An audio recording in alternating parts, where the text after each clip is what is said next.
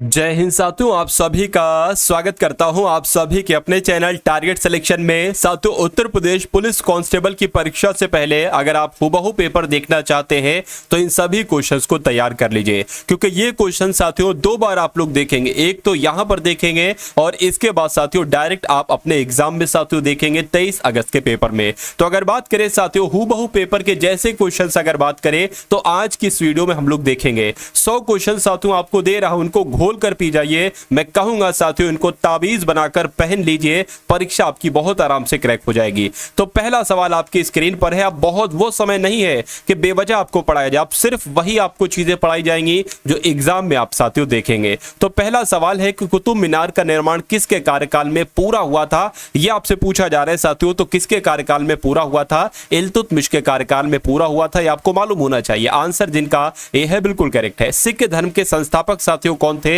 तो गुरु नानक देव की अगर बात करते हैं तो यही तो साथियों सिख धर्म के संस्थापक थे। उसके बाद देखिए अगला सवाल है कि किस बादशाह ने फतेहपुर सीकरी बनवाया था? देखिए फटाफट बहुत तेजी के साथ इन सभी क्वेश्चंस के आंसर आपको देना है। तो किस बादशाह ने फतेहपुर सीकरी बनवाया था? अकबर ने फतेहपुर सीकरी बनवाया था। उसके बाद देखिए एक शक्ति के रूप में मराठों को किसने संगठित किया साथियों? तो शिवाजी ने संगठित किया।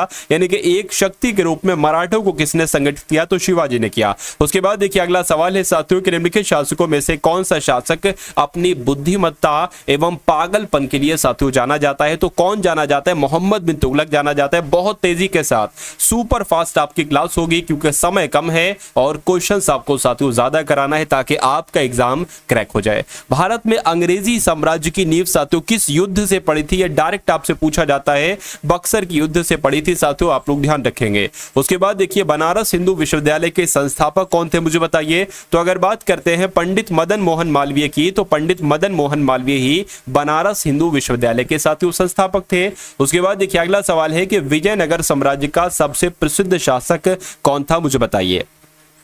तो अगर बात करते हैं साथियों यहां पर कृष्णदेव राय की, तो आप लोग यहां पर यह ध्यान रखेंगे कि कृष्णदेव राय ही विजयनगर साम्राज्य के सबसे प्रसिद्ध शासक थे। उसके बाद देखिए अगला सवाल है साथियों, मैं कहूंगा कि ये सभी क्वेश्चंस आप इस क्लास में ही तैयार कर लीजिए, यानी कि दोबारा आपको साथियों इन क्वेश्चंस को देखने की आवश्यकता ना पड़े।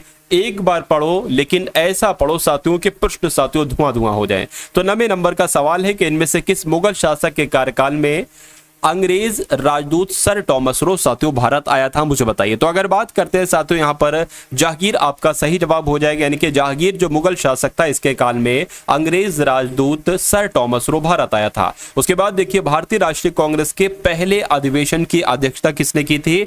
तो किसने की थी साथियों? WC बनर्जी ने की थी, यानी कि व्योमेश चंद्र बनर्जी ने की थी। आप सभी लोगों को याद रखना है। उसके बाद देखिए साथियों 1907 में भारतीय राष्ट्रीय कांग्रेस का जो पहला विभाजन हुआ था वो एक तरीके से कहां पर? तो साथियों सूरत विभाजन में हुआ था, इसलिए राइट आंसर आपका जाएगा, ठीक है ना, ऑप्शन नंबर ए के साथ। चलिए, यानी कि जो भारतीय राष्ट्रीय कांग्रेस का विभाजन हुआ था वो सूरत अधिवेशन में हुआ था और सूरत अधिवेशन 1907 में हुआ था। उसके बाद देखिए गदर पार्टी के संस्थापक कौन है साथियों, मुझे बताइए फटाफट आपका राइट आंसर क्या हो सकता है। देखिए साथियों अगर आप वाकई में यूपी पुलिस कांस्टेबल एग्जाम को क्रैक करना चाहते हैं तो आपको क्या करना चाहिए साथियों? आपको ऑल पेपर लगा लेने चाहिए। ऑल पेपर भैया कौन से ऑल पेपर कौन से हैं? कम से कम साथियों 2018 से लेकर 2024 तक जो भी यूपी पुलिस कांस्टेबल के, यूपीएसआई की बात नहीं कर रहा मैं, किसी अदर एग्जाम की बात नहीं कर रहा, मैं बात कर रहा हूं यूपी पुलिस कांस्टेबल की। तो कुल मिला के 2018 से लेकर 2024 तक जो भी यूपी पुलिस कांस्टेबल के पेपर हुए हैं मेरे पास साथियों 18 शिफ्ट हैं, ठीक है ना, यानी कि उन 18 शिफ्ट का आपको सॉल्यूशन भी दिया जा रहा है। तो ये पीडीएफ आपको दी जा रही है, 18 शिफ्ट एक पीडीएफ में होंगी, शिफ्ट वाइज शिफ्ट। सबसे पहले 2024 की 4 शिफ्ट खुलेंगी, उसके बाद 2020 की, 2018 की, 2000 ऐसे करके साथियों क्रम वाइज खुलेंगी। तो एक तो ये पीडीएफ आपको पढ़ना चाहिए एग्जाम से पहले, यहां से साथियों बहुत सारे डिक्टो क्वेश्चंस फंसेंगे। उसके अलावा साथियों 10 मैं आपको एक्सपेक्टेड पेपर दे रहा हूं क्या, और एक पेपर की अगर बात करते हैं साथियों एक पेपर में 150 क्वेश्चन होंगे, 10 एक्सपेक्टेड पेपर आपको साथियों दे रहा हूं, इसमें से कोई एक पेपर डिक्टो आपका फंस जाना चाहिए। तो ये साथियों दोनों पीडीएफ अगर आप तैयार कर लेते हैं तो मेरा मानना है कि 65% से 70% पेपर आपका साथियों कहीं नहीं गया। तो ये दोनों पीडीएफ आप कैसे प्राप्त कर सकते हैं, डिस्क्रिप्शन में लिंक है व्हाट्सएप पर पीडीएफ प्राप्त करने का। उस लिंक पर जब आप साथियों क्लिक करेंगे तो आप कहां पहुंच जाएंगे, आप हमारे व्हाट्सएप तक आ जाएंगे। वहां पर आपको साथियों एक बारकोड दिया जाएगा, फोन पे नंबर दिया जाएगा, उसमें आपको साथियों सिर्फ 45 रुपए का, बहुत अधिक नहीं, 100-200 रुपए नहीं साथियों, सिर्फ 45 रुपए एग्जाम के समय में आपसे लिए जाएंगे और ये दोनों पीडीएफ आपको वहीं पर साथियों भेज दी जाएगी। मेरा मानना है कि इन दोनों पीडीएफ को लगाकर एग्जाम हॉल में एंट्री ले लेना, ये समझ लीजिए पेपर आपका बहुत शानदार हो जाएगा। 12वें नंबर का सवाल आप साथियों देख लीजिए कि गदर पार्टी के संस्थापक साथियों कौन थे, तो लाला हरदयाल, जिनका भी आंसर है मैं कहूंगा कि आपका आंसर बिल्कुल करेक्ट है। भूदान आंदोलन का प्रारंभ साथियों किसने किया था, तो विनोबा भावे इनका नाम है और विनोबा भावे ने ही भूदान आंदोलन का प्रारंभ किया था। दिल्ली चलो का नारा साथियों किसने दिया था भाई साहब, तो दिल्ली चलो का नारा आप लोग ध्यान रखेंगे सुभाष चंद्र बोस के द्वारा ही दिल्ली चलो का नारा दिया गया था। चलिए उसके बाद देखिए अगला सवाल है साथियों, कांग्रेस से अलग होकर फॉरवर्ड ब्लॉक की स्थापना जो की थी वो किसने की थी, मुझे बताइए। तो किसके द्वारा की गई थी, सुभाष चंद्र बोस के द्वारा साथियों फॉरवर्ड ब्लॉक का गठन किया गया था, आप लोग ध्यान रखेंगे। अगला सवाल देखिए आपकी स्क्रीन पर है कि भारतीय राष्ट्रीय कांग्रेस की जो पहली महिला अध्यक्ष थी साथियों, इनका नाम क्या था, तो इनका नाम तो एनी बेसेंट था। इनका नाम क्या था, इनका नाम एनी बेसेंट था और ये भारतीय राष्ट्रीय कांग्रेस की पहली महिला अध्यक्ष थी। उसके बाद देखिए कि गांधी जी ने निम्नलिखित में से किसे अपना राजनीतिक गुरु माना था, तो राजनीतिक गुरु भाई साहब किसको माना था, गोपाल कृष्ण गोखले। अगर आपका जवाब है तो मैं कहूंगा कि आप सभी का आंसर बिल्कुल करेक्ट हो जाता है। उसके बाद देखिए कांग्रेस ने किस स्कूल में सम्मेलन में साथियों भाग लिया था, मुझे बताइए। तो अगर बात करें क्या तीसरे, क्या दूसरे या पहले, मैं कहूंगा साथियों दूसरे गोल में सम्मेलन में, ठीक है ना, कांग्रेस ने भाग लिया था, या आप सभी लोगों को मालूम होना चाहिए, ठीक है। उसके बाद देखिए अगला सवाल है कि 1857 की क्रांति को सबसे पहले किसने भारत का प्रथम स्वतंत्रता संग्राम कहा था। यह क्वेश्चन बहुत इंपॉर्टेंट है आपके लिए, ठीक है ना। तो उनके नाम की अगर बात करते हैं, वीडी सावरकर यानी कि विनायक दामोदर सावरकर उनका नाम है, जिन्होंने 1857 की क्रांति को क्या कहा था, भारत का प्रथम स्वतंत्रता संग्राम कहा था। उसके बाद देखिए निम्नलिखित में से किस ज्वालामुखी को भूमध्य सागर का प्रकाश स्तंभ कहा जाता है, साथियों मुझे बताइए। तो अगर बात करते हैं स्ट्रोम्बोली को, क्या स्ट्रोम्बोली ज्वालामुखी की जब हम बात करते हैं तो इसको भूमध्य सागर का प्रकाश स्तंभ कहा जाता है। आंसर आपका जाएगा ऑप्शन नंबर बी के साथ भाई, बहुत बढ़िया, वेरी गुड क्लास। चलिए उसके बाद देखिए अगला सवाल है, लेकिन इस सवाल का जवाब देने से पहले मैं आप सभी लोगों से एक रिक्वेस्ट करूंगा कि आप इस वीडियो को लाइक कर दीजिए। आपके सामने साथियों वीडियो को लाइक करने वाला एक बटन दिया गया है, उस वीडियो को लाइक कर दीजिए और साथ ही साथ अगर आप चैनल पर नए हैं तो चैनल को साथियों सब्सक्राइब भी आप लोग अवश्य कर देंगे, क्योंकि साथियों जो कंटेंट आपको दिया जा रहा है, जो महत्वपूर्ण प्रश्न आपको दिए जा रहे हैं यूपी पुलिस कांस्टेबल एग्जाम को पास करने के लिए, ये समझ लीजिए वो क्वेश्चन बहुत शानदार है। इन सभी क्लासेस को बनाने में साथियों बहुत मेहनत लगती है। तो मेरा मानना है साथियों कि वीडियो को लाइक कर दें, कम से कम इतना तो आप कर ही सकते हो वीडियो को लाइक। तो वीडियो को लाइक करके आगे बढ़ जाओ और इस सवाल का जवाब दे दो कि भूकंपीय तरंगों का मापन किस यंत्र से किया जाता है, साथियों किससे किया जाता है, मुझे बताइए। चलिए भाई साहब, तो ध्यान रखेंगे भूकंपीय तरंगों का मापन साथियों सिस्मोग्राफ से होता है। किससे होता है साथियों, सिस्मोग्राफ से होता है, यानी कि आंसर आपका जो जाएगा वो ऑप्शन नंबर डी के साथ जाएगा। अगला सवाल देखिए कि पृथ्वी की किस गति से ऋतु परिवर्तन होता है। तो पृथ्वी की किस गति से साथियों जो परिभ्रमण गति होती है, यानी कि जो वार्षिक गति होती है, इस गति की वजह से साथियों ऋतु परिवर्तन होता है, आप लोग ध्यान रखेंगे। अगला सवाल देखिए कि किसकी गणना नकदी फसल में नहीं की जाती है, मुझे बताइए। तो अगर बात करें साथियों गेहूं की, अगर बात करें तो गेहूं आपका यहां पर सही जवाब हो जाएगा। गेहूं नकदी फसल में नहीं आता है। एस्किमो लोग जो बर्फ का मकान बनाते हैं उसे क्या कहा जाता है साथियों, तो एस्किमो लोग जो बर्फ का मकान बनाते हैं उसे क्या कहा जाता है साथियों, फटाफट मुझे यहां पर आप लोग आंसर जो है ना वो बता दीजिए। साथियों रात्रि 8 बजे आपकी एक क्लास चलती है यूपी पुलिस कांस्टेबल पूरे पेपर का हल, उसको आप लोग साथियों जरूर देखा करिए, ठीक है ना। एस्किमो लोग जो बर्फ का मकान बनाते हैं उसे क्या कहते हैं, चलिए अब ये बताइए साथियों। तो उसे क्या कहा जाता है, उसे इग्लू कहा जाता है, यानी कि जिनका आंसर जो लोग भी यहां पर है ऑप्शन नंबर बी के साथ, तो मैं कहूंगा कि आपका आंसर बिल्कुल सही है। अगला सवाल देखिए माउंट एवरेस्ट की साथियों ऊंचाई कितनी है। तो माउंट एवरेस्ट की ऊंचाई कितनी है साथियों, 8848 मीटर। अगर आपका जवाब है तो मैं कहूंगा कि आपका जवाब बिल्कुल सही है। उसके बाद देखिए कौन सा देश विश्व में चावल का सर्वाधिक उत्पादन करता है। देखिए चावल की अगर बात करते हैं साथियों तो चावल का उत्पादन तो चीन देश करता है। क्या चावल का उत्पादन साथियों चीन देश प्रवेश करता है, या आप लोग ध्यान रखेंगे। उसके बाद देखेंगे अगला सवाल है कि सबसे बड़ा गन्ना उत्पादक देश कौन सा, यानी कि एक ऐसा देश जो गन्ने का सबसे ज्यादा उत्पादन करता है, तो मैं कहूंगा अपना भारत गन्ने का सबसे ज्यादा उत्पादन करता है, इसलिए राइट आंसर आपका जाएगा ए के साथ। अगला सवाल आपकी स्क्रीन पर है कि किस ग्रह के, यानी कि कौन सा ऐसा ग्रह है जिसके चारों ओर वलय है, मुझे बताइए। तो अगर बात करें साथियों शनि ग्रह की, तो आप लोग भी ध्यान रखेंगे शनि ग्रह के चारों ओर साथियों क्या है, चारों ओर वलय है, इसलिए राइट आंसर आपका जाएगा ऑप्शन नंबर डी के साथ। हमारे सौरमंडल का सबसे गर्म ग्रह कौन सा है बताइए। तो हमारे सौरमंडल का सबसे गर्म ग्रह साथियों कौन सा होगा, यानी कि बुध ग्रह की अगर बात करें तो ये सबसे गर्म ग्रह है, राइट आंसर आपका जाएगा डी के साथ। निम्नलिखित में से कौन शीत समुद्री धारा है, मुझे बताइए। क्या आपका यहां पर बिल्कुल सही जवाब साथियों हो सकता है, चलिए भाई। तो अगर बात करें साथियों यहां पर आपका राइट आंसर हम्बोल्ट धारा के साथ जाएगा, यानी कि सबसे शीत समुद्री धारा कौन सी है, तो साथियों हम्बोल्ट धारा है।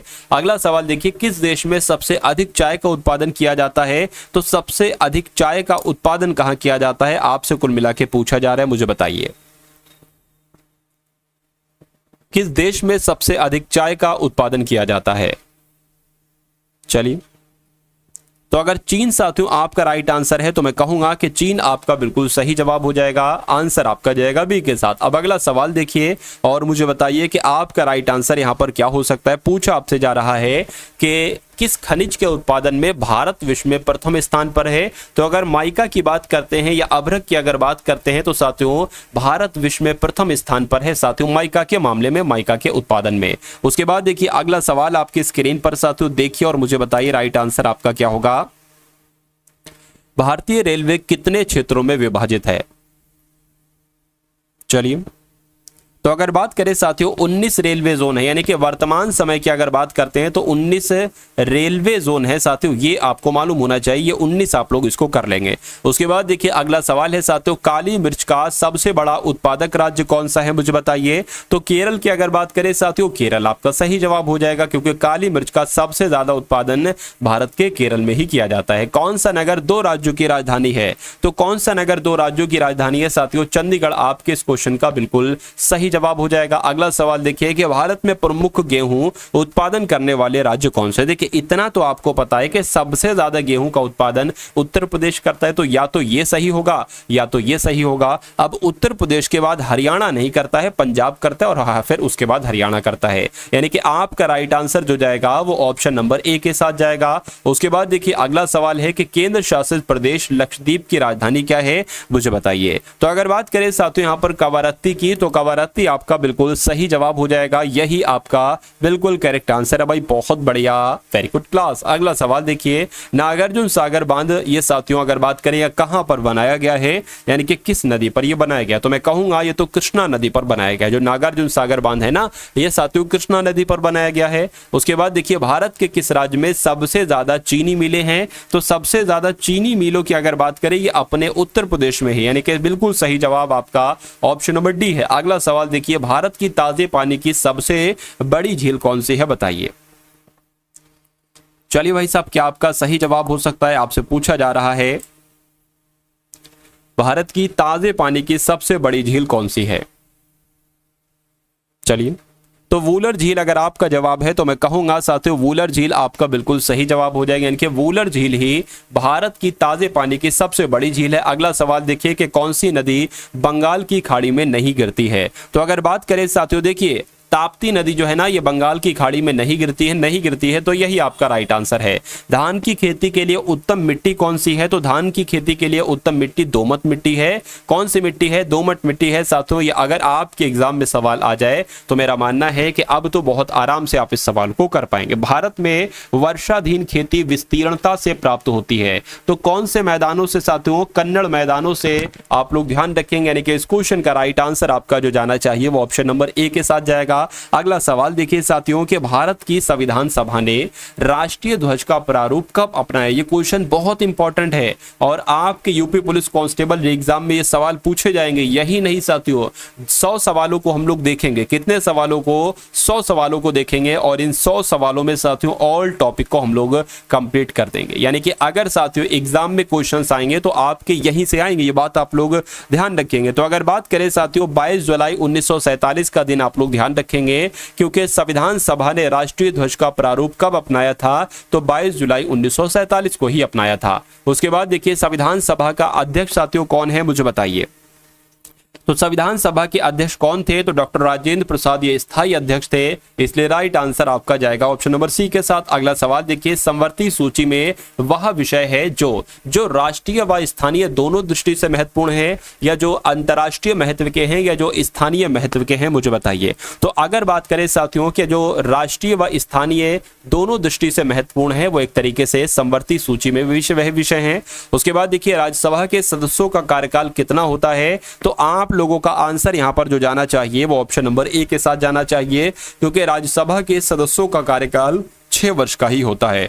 भारतीय राष्ट्रपति पद के प्रत्याशी की आयु कम से कम कितनी होनी चाहिए, यानी कि भारत का राष्ट्रपति बनने के लिए कम से कम 35 वर्ष साथियों उम्र होनी चाहिए, इसलिए राइट आंसर आपका जाएगा सी के साथ। अगला सवाल देखिए कि भारत का संविधान कब अंगीकृत किया गया, मुझे बताइए। इसमें बहुत लोग कंफ्यूज हो जाते हैं, तो आप लोग ध्यान रखेंगे 26 नवंबर 1949 को भारत के संविधान को अंगीकृत किया गया। उसके बाद देखिए अगला सवाल है साथियों, जम्मू कश्मीर को किस अनुच्छेद के द्वारा विशेष राज्य का दर्जा दिया गया था, साथियों मुझे बताइए। अनुच्छेद 370 तो अब ये खत्म है एक तरीके से, ठीक है ना। अब ये हो सकता हो शायद ही प्रश्न पूछा जाए, लेकिन मेरा मानना है कि अब नहीं पूछा जाएगा, खैर बता दिया मैंने। उसके बाद देखिए अगला सवाल है कि संविधान के 44वें संशोधन के द्वारा कौन सा मौलिक अधिकार की श्रेणी से हटाया गया है, तो अब साथियों जो संपत्ति का अधिकार था यह मौलिक अधिकार नहीं रहा है, ठीक है ना। तो कुल मिला के आपका राइट आंसर जो जाएगा वो ऑप्शन नंबर सी के साथ जाएगा। भारत की न्याय व्यवस्था में सर्वोच्च न्यायालय सबसे ऊपर है,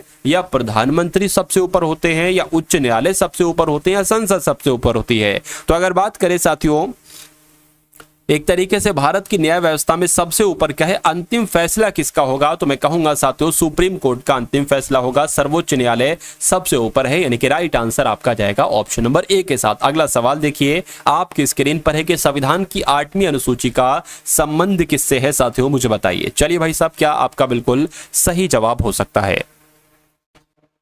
संविधान की 8वीं अनुसूची का संबंध साथियों किससे है, ये आपसे कुल मिला के यहाँ पर पूछा जा रहा है। तो इसका संबंध तो साथियों भाषाओं से है, यानी कि जो संविधान की 8वीं अनुसूची है इसका संबंध किससे है साथियों, इसका संबंध भाषाओं से है, ये आप सभी लोगों को याद रखना है। अगला सवाल देखिए, डायबिटीज क्यों होती है साथियों, जो मधुमेह रोग होता है वो क्यों होता है, मुझे बताइए।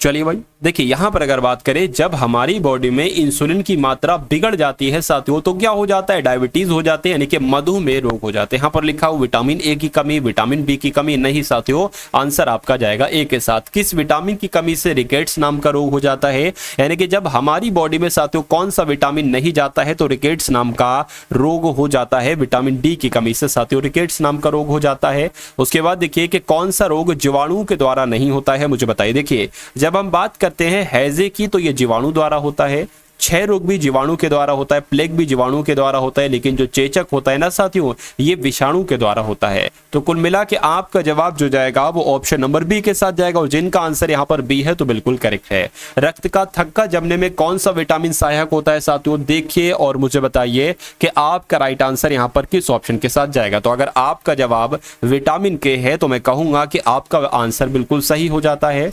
पौधों में प्रकाश संश्लेषण की क्रिया के बाद क्या मुक्त होता है साथियों बताइए। तो पौधों में प्रकाश संश्लेषण की क्रिया के बाद साथियों ऑक्सीजन मुक्त होती है, या आप सभी लोग यहां पर याद रखेंगे। उसके बाद देखिए कि निम्नलिखित में से कौन सी धातु अन्य धातुओं के साथ अमलगम बनाती है, मुझे बताइए। तो साथियों इस क्वेश्चन का राइट आंसर आपका क्या जाएगा, पारद आपके इस क्वेश्चन का बिल्कुल सही जवाब हो जाएगा। जब दो समानांतर दर्पणों के बीच कोई वस्तु रख दी जाती है तो बनने वाले प्रतिबिंबों की संख्या कितनी होती है साथियों, अनंत होती है। ये डिक्टो आपसे सवाल पूछा जाएगा, रत्ती भर का चेंज नहीं होगा, तो अनंत आपको साथियों ऐसे सवाल में लगा देना है। क्लोरोफिल का साथियों काम क्या होता है, मुझे बताइए। क्लोरोफिल का कार्य क्या होता है बताइए। क्लोरोफिल का कार्य क्या होता है, तो क्लोरोफिल की अगर बात करते हैं साथियों पौधों में पोषण क्रिया करता है। क्या पोषण क्रिया की अगर बात करते हैं साथियों, पोषण क्रिया करता है, राइट आंसर आपका जाएगा ए के साथ। अगला सवाल देखिए कि वायरस से फैलने वाला रोग इनमें से कौन सा है, मुझे बताइए। तो साथियों अगर बात करें चेचक जो होता है ना, वो वायरस से होता है, यानी कि वो विषाणु से होता है, ठीक है ना। तो वो साथियों विषाणु से होता है, राइट आंसर आपका जाएगा ए के साथ। दूरदर्शन के संकेत एक निश्चित दूरी के बाद नहीं मिल सकते हैं, क्यों नहीं साथियों मिल सकते हैं? क्यों? क्योंकि पृथ्वी की सतह वर्गाकार है, ठीक है ना, वक्राकार है, इसलिए आंसर आपका ऑप्शन नंबर डी हो जाता है। अगला सवाल देखिए, प्रिंटिंग प्रेस का आविष्कार किसके द्वारा किया गया था? तो इनकी अगर बात करते हैं, इनका नाम आप लोग ध्यान रखेंगे, कैक्सटन इनका नाम है, और इन्होंने ही प्रिंटिंग प्रेस का साथियों आविष्कार किया था। उसके बाद देखिए साथियों अगला सवाल है आपके स्क्रीन पर, बताइए। उसके बाद देखिए साथियों अगला सवाल है कि हवाई जहाज का आविष्कार किसके द्वारा किया गया था? तो इनका नाम है राइट बंधु, और राइट बंधु के द्वारा ही साथियों हवाई जहाज का आविष्कार किया गया था, ये आप लोग ध्यान रखेंगे। उसके बाद देखिए रेडियम की खोज साथियों किसके द्वारा की गई थी? फटाफट साथियों बताइए। तो अगर बात करते हैं मैडम क्यूरी की, तो मैडम क्यूरी के द्वारा ही साथियों किसकी खोज की गई थी? रेडियम की खोज की गई थी, ये बात आपको मालूम होना चाहिए। अगला सवाल देखिए कि पेनिसिलिन की खोज का श्रेय किसे दिया जाता है? तो अगर बात करें साथियों आंसर आपका किस ऑप्शन के साथ जाएगा?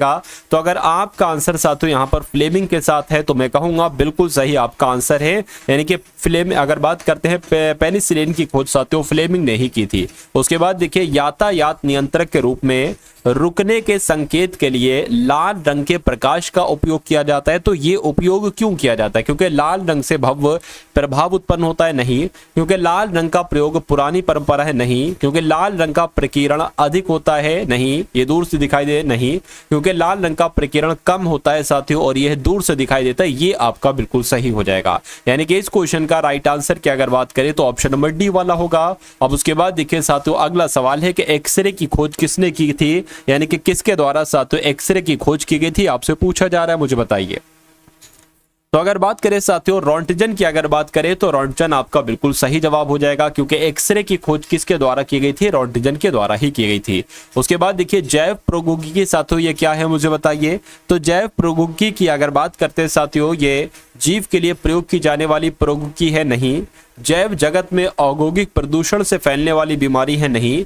जीवों से निर्मित पदार्थों का औद्योगिकरण साथियों प्रयोग है, ये आपका क्या होगा? ये आपका साथियों बिल्कुल सही जवाब हो जाएगा, यानी कि जीवों से निर्मित पदार्थों का औद्योगिक प्रयोग है जैव प्रौद्योगिकी। उसके बाद देखिए अगला सवाल है कि शैल का कायांतरण इनमें से किस शैल में होता है, बताइए। तो जो शैल का कायांतरण है इनमें से किस शैल में होता है? तो साथियों स्लेट में होता है, इसलिए राइट आंसर आपका जाएगा ऑप्शन नंबर डी के साथ। उसके बाद देखिए आर्थोपेडिक्स विज्ञान की शाखा में किसका अध्ययन किया जाता है? तो जो आर्थोपेडिक्स की अगर बात करते हैं इसमें किसके बारे में अध्ययन किया जाता है? तो हड्डियों के बारे में साथियों इसमें अध्ययन किया जाता है। ये सवाल बहुत इंपॉर्टेंट है और आपसे आपके एग्जाम में पूछा जाएगा। चार्ल्स डार्विन ने किस सिद्धांत का प्रतिपादन किया था? साथियों इनकी अगर बात करें तो इन्होंने तो विकासवादी सिद्धांत से साथियों संबंधित है, यानी कि आंसर आपका जाएगा ऑप्शन नंबर सी के साथ। तो यहां पर ध्यान रखेंगे चार्ल्स डार्विन ने किस सिद्धांत का प्रतिपादन किया था? विकासवादी सिद्धांत का प्रतिपादन किया था। अब उसके बाद देखिए अभ्रक का उपयोग इनमें से किस उद्योग में किया जाता है? तो अगर बात करें साथियों अभ्रक का उद्योग कहां पर किया जाता है साथियों, किस उद्योग में इसका इस्तेमाल किया जाता है? तो विद्युत उद्योग में साथियों इसका इस्तेमाल किया जाता है, ये आप लोग ध्यान रखेंगे। उसके बाद देखिए विटामिन सी का दूसरा नाम साथियों क्या है, यानी कि विटामिन सी का केमिकल नेम रासायनिक नाम क्या है? तो एस्कॉर्बिक एसिड है, यानी कि एस्कॉर्बिक अम्ल है। अगला सवाल देखिए कि साथियों पागल कुत्ते के काटने के इलाज का टीका किसने खोजा? ये आपसे कुल मिला के यहाँ पर पूछा जा रहा है, मुझे बताइए। देखिए तो किसने खोजा साथियों, अगर ये डायरेक्ट आपसे क्वेश्चन पूछा जाए तो लुईस पाश्चर आपको बता देना है। उसके बाद देखिए अगला सवाल है कि अल्फ्रेड नोबेल ने किसका आविष्कार किया था? तो अल्फ्रेड नोबेल ने साथियों डायनामाइट का आविष्कार किया था, आंसर आपका ए के साथ। उसके बाद देखिए रेगिस्तान में दिखाई देने वाली मृग मरीचिका किसका उदाहरण है? तो ये साथियों किसका उदाहरण है? फटाफट एक बार आप लोग कमेंट करके बताएंगे। तो अगर बात करें साथियों यहां पर रेगिस्तान में दिखाई देने वाली मृग मरीचिका का कारण क्या है? चलिए, तो पूर्ण आंतरिक परिवर्तन की वजह से साथियों ये होती है। तो पूर्ण आंतरिक परिवर्तन आपका जो राइट आंसर होगा वो ऑप्शन नंबर साथियों किसके साथ जाएगा भाई? ऑप्शन नंबर ए के साथ जाएगा भाई। बहुत बढ़िया, वेरी गुड क्लास। चलिए उसके बाद देखिए साथियों अगला सवाल है आपकी स्क्रीन पर, देखिए और मुझे बताइए कि यहाँ पर आपका जो सही जवाब है वो क्या हो सकता है, बताइए। चलिए साथियों, जिन लोगों ने भी क्लास को लाइक नहीं किया अभी तक साथियों, लाइक नहीं किया, ये 79 क्वेश्चन आपका आ चुका है। तो जिन लोगों ने साथियों क्लास को लाइक नहीं किया तुरंत साथियों क्लास को लाइक कर दीजिए, ठीक है ना।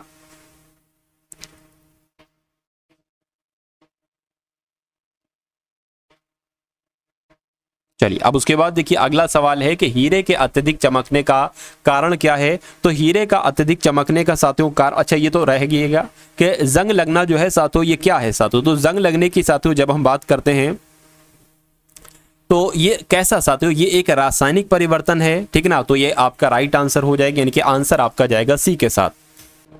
उसके बाद देखिए अगला सवाल है कि हीरे के अत्यधिक चमकने का कारण साथियों क्या होता है, यानी कि जो हीरा चमकता है साथियों वो किस वजह से चमकता है। हीरे के अधिक चमकने का कारण पूर्ण परावर्तन है। क्या है साथियों, पूर्ण परावर्तन है, जो कि आपका राइट आंसर जो जाएगा वो ऑप्शन नंबर बी के साथ जाएगा। उसके बाद देखिए अगला सवाल है निम्नलिखित में से कौन सी गैस वायुमंडल में सर्वाधिक पाई जाती है। तो वायुमंडल में साथियों कौन सी गैस है सर्वाधिक पाई जाती है। तो नाइट्रोजन साथियों अगर आपका जवाब है तो मैं कहूंगा कि आपका आंसर बिल्कुल करेक्ट है। स्याही यानी कि सोखना, ठीक है ना, स्याही सोखना, स्याही सोखता है। तो कुल मिला के अगर यहां पर बात करें कि आपका साथियों राइट आंसर क्या हो सकता है, देखिए और मुझे बताइए कि आपका सही जवाब साथियों क्या है। तो ये तो साथियों कैलिपरी केशिकत्व क्रिया की वजह से होता है, यानी कि सही जवाब आपका जो जाएगा वो ऑप्शन नंबर बी जाएगा। यानी कि जो स्याही सोखता है एक तरीके से वो कैलिपरी यानी कि केशिकत्व क्रिया की वजह से ऐसा होता है। उसके बाद देखिए रक्त से यूरिया किसके द्वारा दूर किया जाता है। तो ये तो साथियों रक्त से यूरिया जो है ना गुर्दे यानी कि वृक्क यानी कि किडनी की वजह से साथियों दूर किया जाता है। आंसर आपका डी के साथ जाएगा। पायरिया रोग शरीर के किस अंग में होता है साथियों। तो दांतों में हो जाता है, मसूड़ों में हो जाता है। राइट आंसर आपका जाएगा डी के साथ। सबसे पूछा जा रहा है तो अगर बात करें साथियों सूर्य का प्रकाश किसका स्रोत है, तो ये विटामिन डी का स्रोत है। यानी कि सूर्य के प्रकाश से साथियों एक तरीके से हमें विटामिन डी प्राप्त होता है। तो आंसर आपका जाएगा ऑप्शन नंबर बी के साथ। तो साथियों ये 85 क्वेश्चन थे कुल मिला के। ये क्लास आपको कैसी लगी, इस क्लास को एक बार लाइक कीजिएगा। अगर आपने साथियों अभी तक शेयर नहीं किया तो शेयर करके साथियों जरूर जाइएगा। और जिस पीडीएफ का मैंने जिक्र किया था उस पीडीएफ का लिंक आपको डिस्क्रिप्शन में मिल जाएगा। व्हाट्सएप पर पीडीएफ प्राप्त करने का लिंक साथियों, वहां से जाकर आप उन पीडीएफ को साथियों ले सकते हो। व्हाट्सएप में डायरेक्ट साथियों आ जाओगे, ठीक है ना, और वहां से पीडीएफ आपको बहुत आराम से मिल जाएगी। उसके अलावा यूपी पुलिस कांस्टेबल के लिए साथियों ग्रुप है, व्हाट्सएप ग्रुप बनाया गया है, उसका लिंक भी साथियों डिस्क्रिप्शन में है, तो उसको भी ज्वाइन कर लीजिए। और अगर साथियों बात करते हैं यहाँ पर यूपी पुलिस कांस्टेबल प्लेलिस्ट का एक लिंक होगा, वहां पर कुछ निःशुल्क प्लेलिस्ट वीडियो मैंने साथियों बनाई है, पूरे यानी कि पूरे पेपर वहां पर साथियों सॉल्व करवाए हैं। तो मेरा मानना है कि अगर उन 2-4 पेपर को भी आप देख लेंगे तो आपकी तैयारी बहुत शानदार हो जाएगी। तो जाइए साथियों उस पीडीएफ को ले लीजिए और उसके अलावा प्लेलिस्ट में जितनी क्लासेस हैं उन सभी क्लासेस को देख डालिए, आपका एग्जाम क्रैक हो जाएगा। तो मिलते हैं हम सभी लोग आने वाली वीडियो में। जय हिंद साथियों।